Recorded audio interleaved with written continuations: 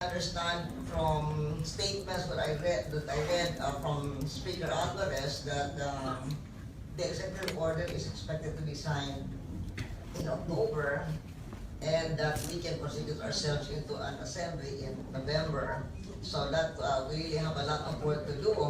So I hope that we have less discussions on the resolution and more discussions during the assembly itself. Thank you.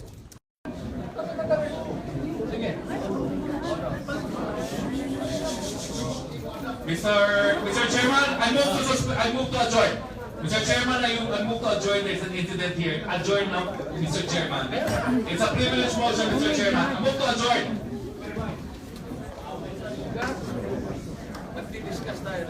I don't need his story. I will file actually sa Ethics Committee for conduct unbecoming.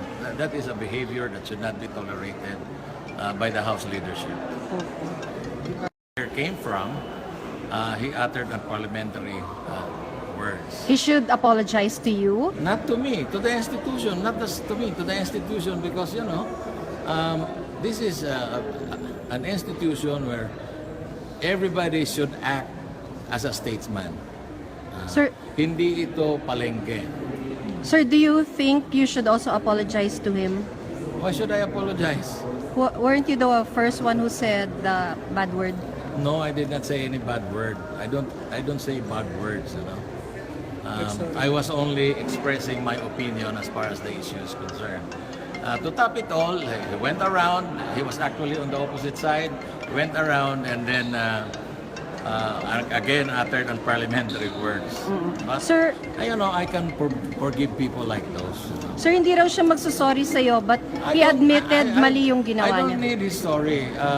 I will file actually sa Ethics Committee for conduct unbecoming. That is a behavior that should not be tolerated by the House leadership. By Constituent Assembly, by calling on Congress to constitute itself as a Constituent Assembly. Mr. Chairman, The normal Mr. Chairman, yes, we will look for what mode to change the Constitution. But Mr. Chairman, let us not forget that there are two resolutions here favoring Constituent Assembly, but with a rider. One will create a Council of Elders, and the other a group of experts. If we will vote now, only on the mode. So yun po ang mapapalagay sa ating committee report. Mawawala na ngayon yung rider dun sa resolution namin ni Kong Albi at sa resolution ni Mr. Chair, the procedure states that we have to ask for the approval of the proponent of the motion to your amendment. That is an amendment already. So we will request the proponent, the Honorable Garcia, if what is his discretion on the proposal of Honorable Amo. Mr. Chair, before Please, for purposes of orderly discussion, let's give the floor to Honorable Garcia. defer to Congressman Pichay. Just to clarify, we are not convening. We are just voting on the mode. Right? So the convening to a Constituent Assembly is not yet being tackled. No. And so, Mr. Chair, respectfully submit that let us simplify things here. Let us first vote on the mode. Pagkatapos niyan, no matter which way my motion should go, but should this motion pass, then we shall continue to discuss whether or not a Council of Elders should be convened, whether we should include a panel of experts, but let us simplify matters. Shall we propose to the plenary a Constituent Assembly? But this is an affirmative motion. I am moving that the committee shall propose that in the manner of amending the Constitution, Congress shall convene itself as a constituent assembly. It's as simple as that, Mr. Chair. Mr. Chair, may I just be So allowed? please reiterate your motion for the purpose of the members of this Mr. honorable Chair, body. Mr. Chair, Mr. Chair, excuse me, Mr. Chair. Mr. Chair, before the motion, please. May I just be allowed to speak even point of order, Mr. Chair? No, Please. no. Order. I'm just requesting for 1 minute for me to be able to reply to the Honorable Veloso with respect to his explanation a while ago in response to my statement prior to this particular petition. Because I have deep respect for the Honorable Justice and Congressman Veloso, who I know is also a professor of law, same as I. But this is precisely my point, Your Honor, according to the With due Justice respect to Order. Honorable Salo, we are now in a period of considering the motion. We cannot Just anymore. one sentence lang. I'm One very sen- sorry, Just one but sentence. we have to give the floor to the Honorable Garcia Mr. for Speaker, purposes of clarification. Mr. Chairman, why don't we allow a member to just finish his sentence? Why are you cutting short his sentence? Please allow him to finish his sentence. We are wrong here by the rules. Yes, So, but, Mr. Chairman, that's you what I follow the said. rules. With due respect, You can we finish can your sentence. recognize Honorable Salo after recognizing the Honorable Garcia. Please, Honorable Garcia. I am repeating my motion, Mr. Chair, and the motion is that this committee shall propose that in the manner of amending the Constitution, Congress shall convene itself as a constituent assembly. It's my motion, Mr. Chair, and I believe it was duly seconded. Objection, Your Honor. It has been moved and seconded. There is But an we have objection. objected. There is an Chairman, objection. We have objected, Your There's an Honor. objection. Yes, there is an objection. So we will now vote. May I be allowed to explain my objection, Mr. Chair? The committee. Mr. Chair, Mr. Chair, before we vote, I think we have to be heard on what our basis of objection is. Okay. Mr. Chair, I think Honorable, there is a prejudicial question here. We cannot simply vote whether or not the mode will be constituent assembly or constitutional convention without being clear if the Constitution contemplates that Congress should vote jointly or separately.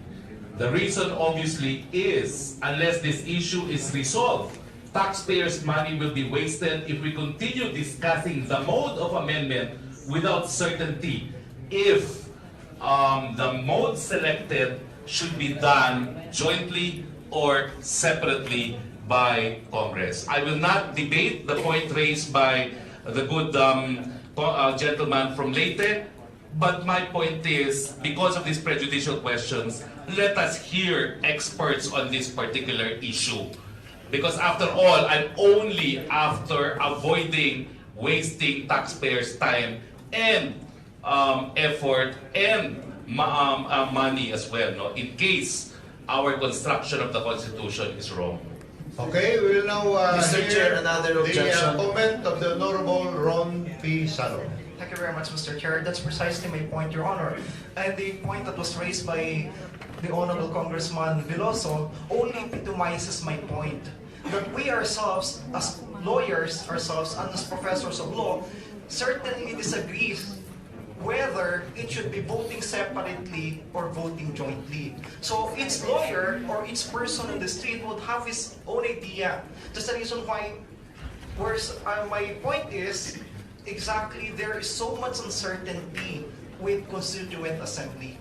Thank you very much, Mr. Chair. Mr. Chair, Okay, any more? another Yes, objection. the Honorable Gonzaga, please. Mr. Chair, the motion of Honorable Garcia is this Congress to act whether or not to sit as a constituent assembly. Remember, Congress, Mr. Chair, consists of two houses, the lower house and the upper house.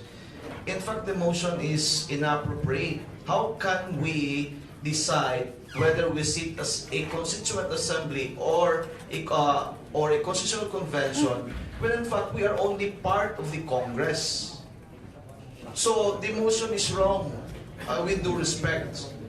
Mr. President, I should suggest, just like what happened to our bill regarding the postponement of barangay elections, it runs smoothly because there is a coordination between this House and the upper house. I would rather suggest, Mr. Chair, that the process that is taken in the passing of the bill regarding the postponement of the barangay elections should be pursued in this case. Why should not we create a body, a technical working group, or members of this committee to coordinate with the upper house, whether or not they agree with Constituent Assembly or the Constitutional Convention? Mr. Point Chair. of order. Okay, Point of order.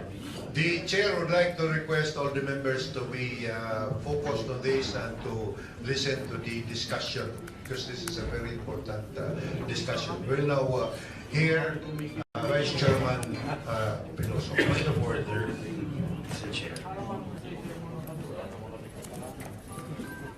What's your point of order? The point of order, Mr. Chair, is that there seems to be an allegation that the standing motion is allegedly out of order. I think it's very clear that the issue is definitely a point of order. I would like to clarify just these things. We will be voting, but we're not acting or in fact assuming to be, with all due respect, to be the House of Congress. There were separate resolutions or bills filed, and definitely these were submitted before this committee. And what will be the committee will just be doing is to submit the recommendation. For after all, the decision, if ever a mode of proposal to amend the Constitution will be by Constituent Assembly or by CONCON, it will still be up to the plenary as the House of Congress, which will decide whether we will pursue with the definite mode of changing the Constitution. Mr. Chairman. Let's now proceed with... Mr. Chairman. Yes. Before we vote, could I move for an amendment? Before we vote, Amendment to the motion. amendment to the motion. Mr. Chairman, my amendment is, I do not know how to construct this, but let the Secretariat, from all the measures filed, consolidate it na ang magkakamap yung resolution, ay yung motion ni Deputy Speaker Garcia, because that's the procedure na for every measures kailangan meron tayong substitute resolution. For all resolutions filed, there should be a substitute resolution. Okay. Mr. Chair. The Honorable Piloso is recognized. Just two things, Mr. Chair. I will read Article 17, Amendments, Revisions. Section 1, any amendment to, or revision of, this Constitution may be proposed by 1. The Congress upon a vote of 3/4 of all its members. It does not say upon clearance by the Supreme Court. It does not say upon clearance by source people. It does not say upon clearance by the population. The people will be the ultimate deciders of our proposal via referendum. I am only 3 months old here, Mr. Chairman. And my understanding is we should always put the horse ahead of the cart. We will never put the cart ahead of the horse. We will be wasting our time discussing a constitutional convention if at the end of the day, the committee will decide on Constituent Assembly. we will not be talking about council of 10 experts if we will be voting for a constitutional convention. So the motion, Mr. Chairman, of Representative Garcia is to me in order. If at all we do not agree on the motion of Representative Garcia, may we please put that into vote now. Yes, Mr. Chairman. Okay, the Honorable Benitez is recognized. Basically, Mr. Chairman, we are just going with the motion. We are not approving any bill yet. We are just approving, or we're just agreeing to the motion that's being filed. And that's it. Yes, Mr. Chairman. Mr. Chairman, If I may address the concern of The Honorable Masita. if I may address the concern of Congressman Benitez and Congressman Abu, because whatever is decided here, if it will be put to a vote. First of all, I agree with the Congressman Leachon, but at the end of the day, it will be the plenary that will decide on what mode we'll take. But here, if ever it is decided to take a particular route, for example, Constituent Assembly or CONCON, all the measures that are proposed or that were referred to this committee, all of them will still be taken up. They will still be taken up, and all the details, different iterations of different versions will still be tackled. So hindi mababaliwala yung version ni Congressman Benitez, version ni Congressman Abu. Kung yun ang mapipili, kung yung mode na yun. Hindi pa natin alam kung anong mode. Then we, Mr. Chairman, we are suggesting an amendment to the motion so that to satisfy the question being raised now.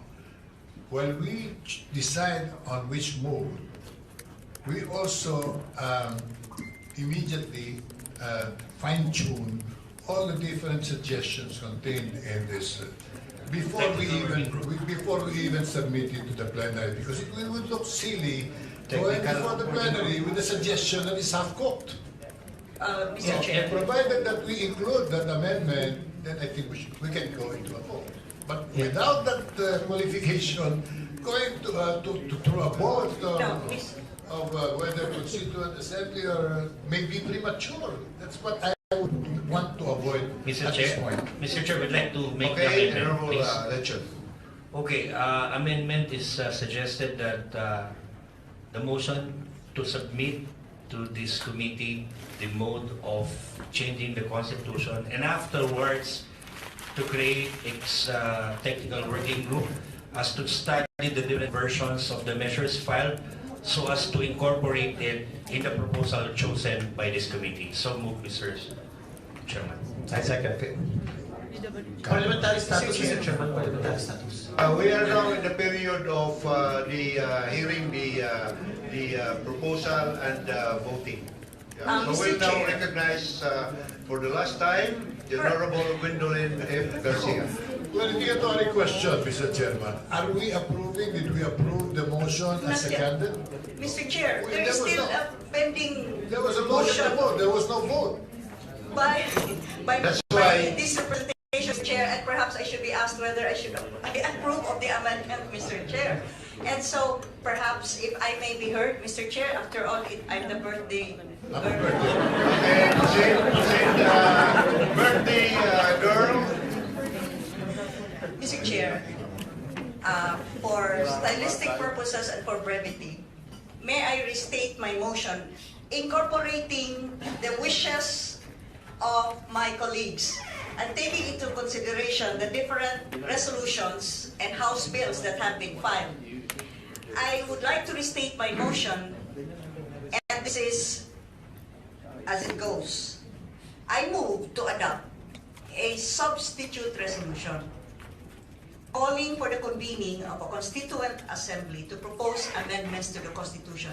Now, a substitute resolution already takes into account the prior discussion, sifting through all of the other modes, or all of the other riders and proposals and recommendations that are contained in the resolutions or House bills calling for a Constituent Assembly.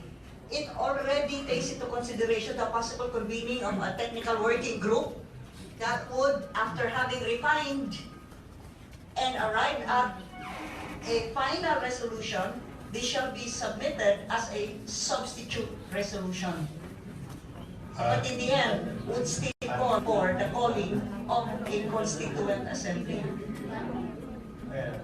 Yes, After this, TWG is done with its work, you are saying, that will be submitted once again to the committee before we go to the plenary. Is that clear? Yes, definitely. Tama po ba? I did not hear the lady answer. This is the essence of the motion, my esteemed colleague, that a substitute resolution shall be crafted by the technical working group. But still proposing for the convening of a constituent assembly. We accept that to be submitted to the committee before going to the plenary. Mr. Chair, I believe if I am correct, what the proponent, Honorable Garcia, wants to convey is that she is moving to call for a constituent assembly subject to style. Exactly, Mr. Chair. Mr. Chair, remarks to the motion, Mr. Chair. Yes, Honorable Remuneral. In relation to the proposal to create a technical working group, can we please specify to include the authors of all House resolutions and bills as members of the technical working group that were finalized the bill, which you had said subject to the style, Mr. Chair? Yes. We will, well taken. Thank you very much. Suggestion, Mr. Chair. Yes, We all agree here that there is a need for an amendment and or revision of the Constitution. But to put a word there, constituting this House into a constituent assembly, there is a danger there. Why? If that motion will be with due approved. respect to the honorable member, we are only for the mode. Yeah. Only for the mode. Yes, with Mr. this Chair. constituent. If we go into a mode of constituent assembly now, as proposed by the Honorable Deputy Speaker from Cebu, what if, I will give you a scenario, what if this will be denied by the plenary? Then we go back again to zero. So what if, my suggestion, Mr. Chair, this is my suggestion. My suggestion is, we submit a resolution for amendment and or revision of the Constitution as according to as provided for under the Constitution, and it should be the plenary who will decide. Kasi if we will decide now, committee will decide. Point of order, Mr. Chairman. Point of order, Mr. Chairman. There's a pending motion, and we should now. That is only a suggestion, Mr. Chair. Mr. Chairman, Okay, we'll take it. Mr. Chairman. So, Mr. Chairman,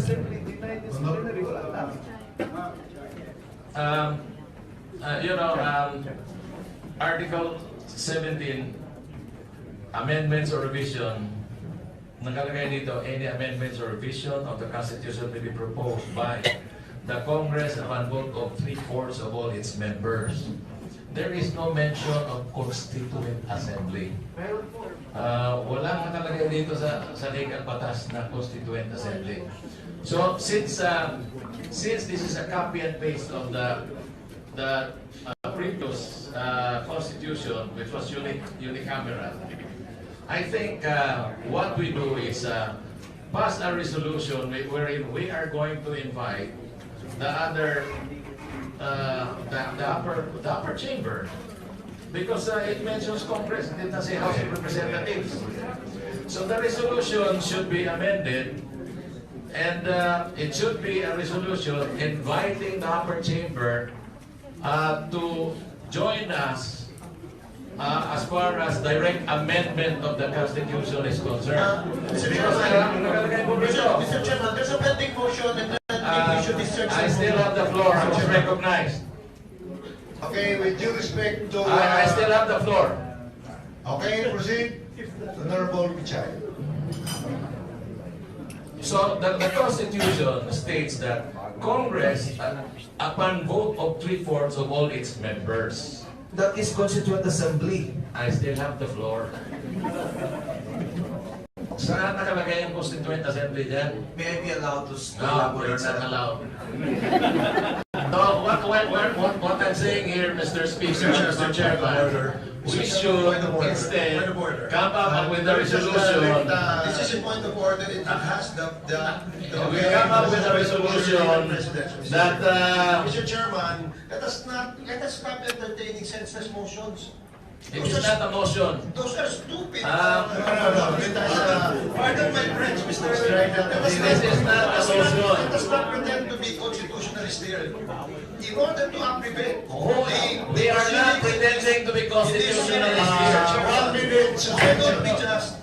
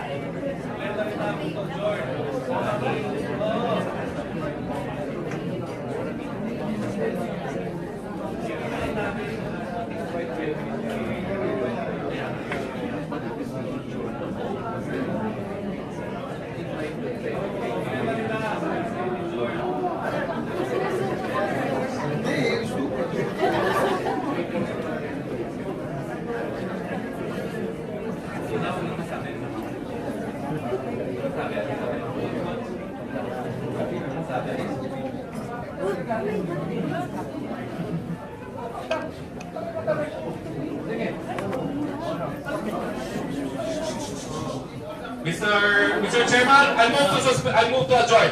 Mr. Chairman, I move to adjourn. There's an incident here. Adjourn now, Mr. Chairman. It's a privilege motion, Mr. Chairman. I move to adjourn.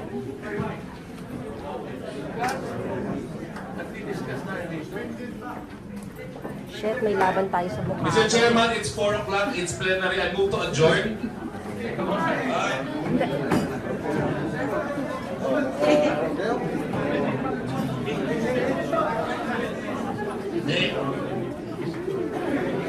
Suspended.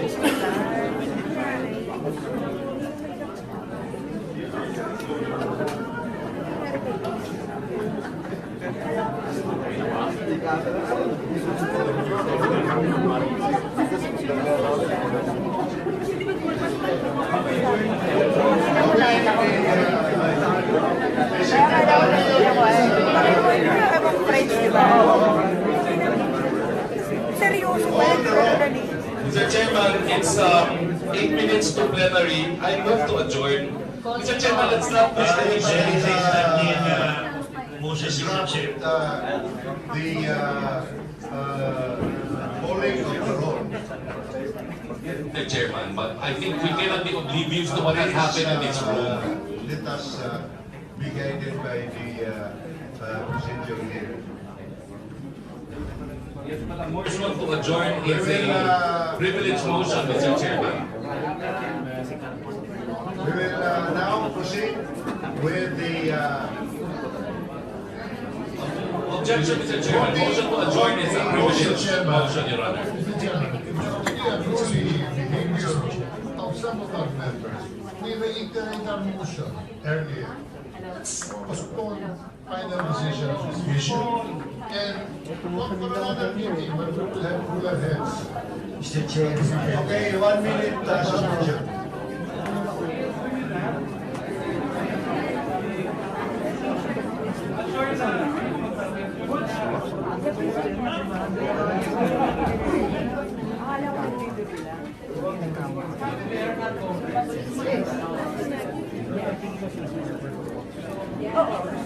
then when there is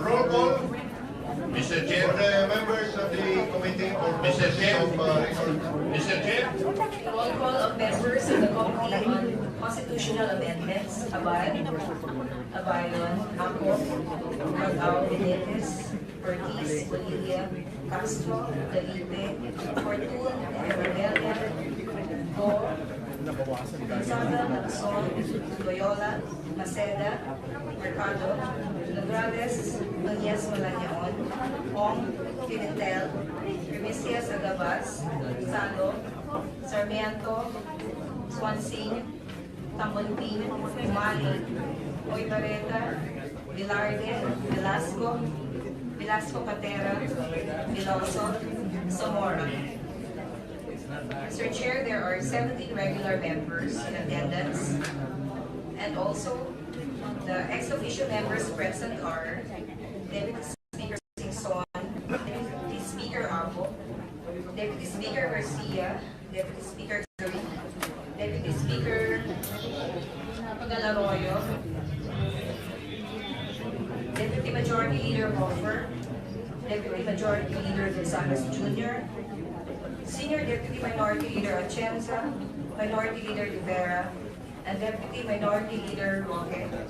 There are 10 ex-officio present, so there are 27 voting members, all in all. Thank you very much. Due to lack of material time, this hearing is hereby adjourned.